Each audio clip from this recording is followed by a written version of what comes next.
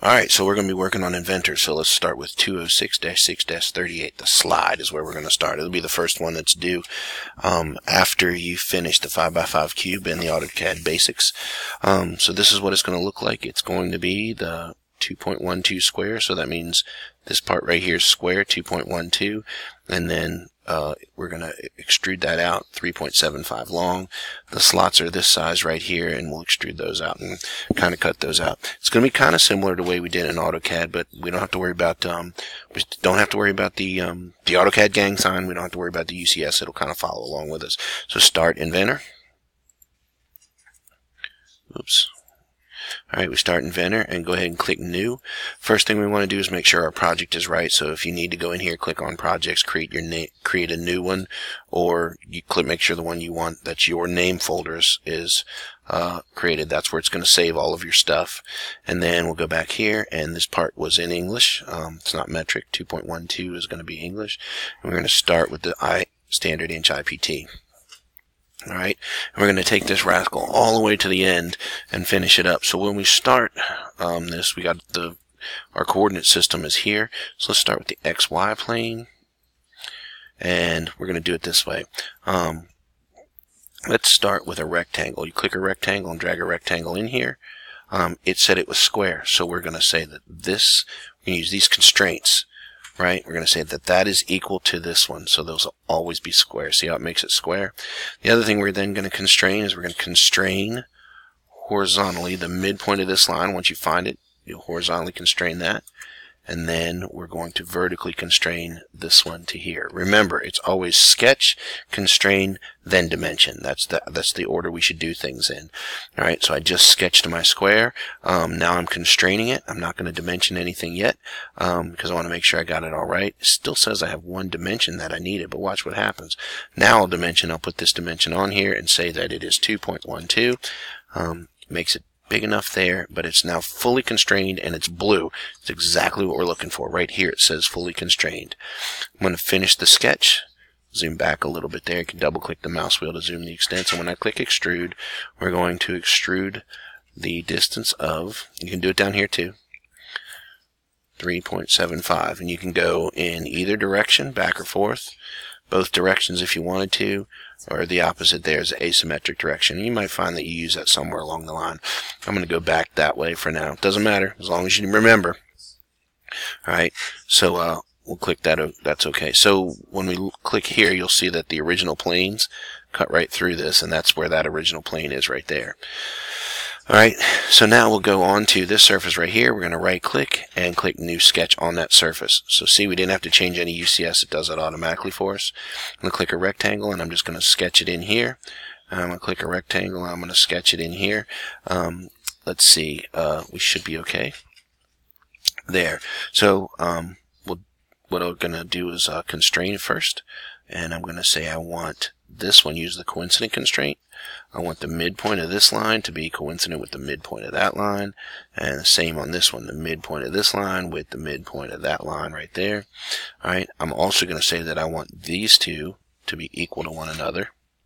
Looks like they already are, and I'm going to say that I want these two to be equal to one another. So now they're equal.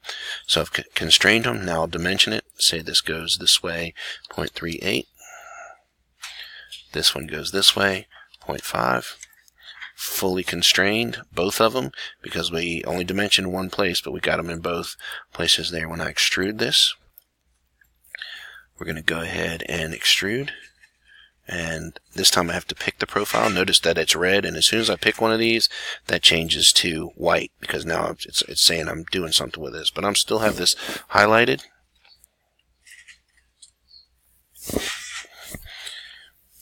And click on this one, and I'm going to make this go the other direction. And see, it turns red because it's trying to cut them out now.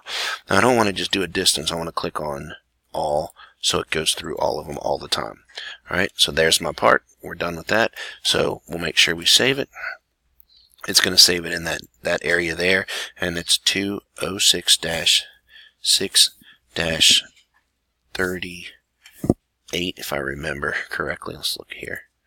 And it's called a slide.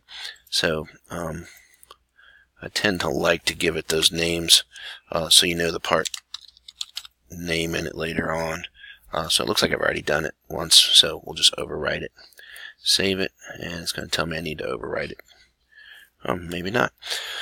Okay, now that we've got it saved, there's a couple things we might want to do. Let's go ahead and let's try this. We're going to try to go to iProperties right here. We'll go into the project summary, and we're going to call it, the title of it is going to be a slide, all caps. The author is you, your name and an initial and name should be there, and your company should be Kettle Run High School. We may need to do this again when we do the next part of this. Part number. We don't want to do that part number that way. We just want the number there like this, and the description should be with all caps. So your cap lock is on, should be slide. We're not going to worry about the rest of this stuff for now. These other things you would use if you were doing stuff in industry. We're just still learning how to do things, and this is an important part for what you're doing, what you would do later on. Alright, so that should be good. Let's click apply and then click close, and then we'll save it one more time. So we're saving it. Now, we're going to go to new. Now we're going to make the drawing for it. We'll go to new, and we'll come down here to the drawing part of it and do ANSI inch IDW and click create. Alright, it's going to give us the drawing size. A drawing page. And so this is a D-size page. That means that in the real world, not in this virtual world, that the distance from here to here would be 36 inches long, and this would be 24 inches. And for a part that's 2 inches, that may be kind of small. The scale of it's going to have to be huge. So let's try putting a base view in here. And you see how this comes in this way. I'm going to go ahead and just change this to make that my base view. And I might do another one here like this, and do another view off like that. Could do an isometric up here this way, and then right click and click OK. Now notice the size of that. What did it say that scale was of that? So double click on the red line there, and it tells us there the scale is 1:1. So that's full scale, the size we want. So let's try this. Let's go up here to where it says sheet, right click on sheet and go edit sheet, and let's pick one. See here it tells us what the size of our page was. Oh, 34 this way, 22 that way. Let's try something like a B size. So that's 11 by 17, which is more realistic. So it's a lot smaller page. And we'll click OK there. So now let's see what happens. See, this is a lot smaller, so we can come down here, start moving these things around, get this on a page that's a reasonable size. Oops. So now I'm going to move this into place. So I might move this over a little bit more. And then we should be able to, now we've got this positioned correctly. I'm going to go ahead and click save. It automatically saves it this way.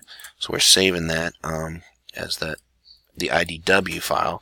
This is the one you'll create the PDF file and submit for. And we'll go to Annotate, click Dimension. I'm going to give us an overall dimension right here like this. And I'm going to give an overall height. So I'll go from this line to this line on this part. An overall height, and we might go ahead and do something like an overall width. We'll do it right up here. And I'll do that on this one, so because the width down here, I wonder why it does that.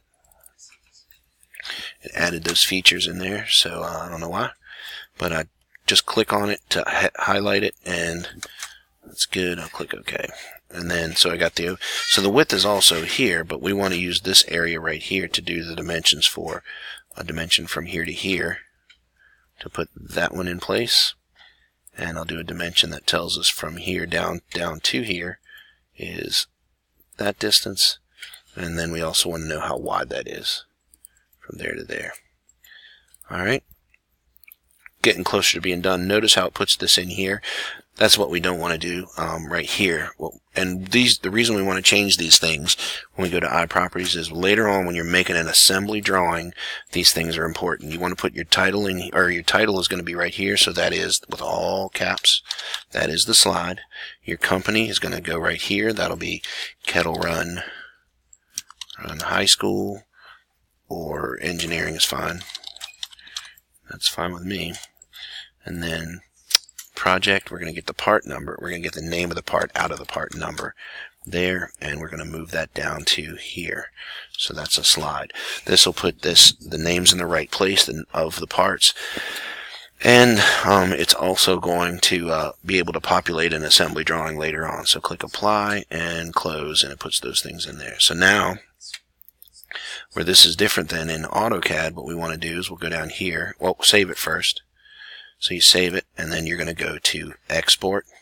And in this case, you can export a PDF, and you export that PDF slide.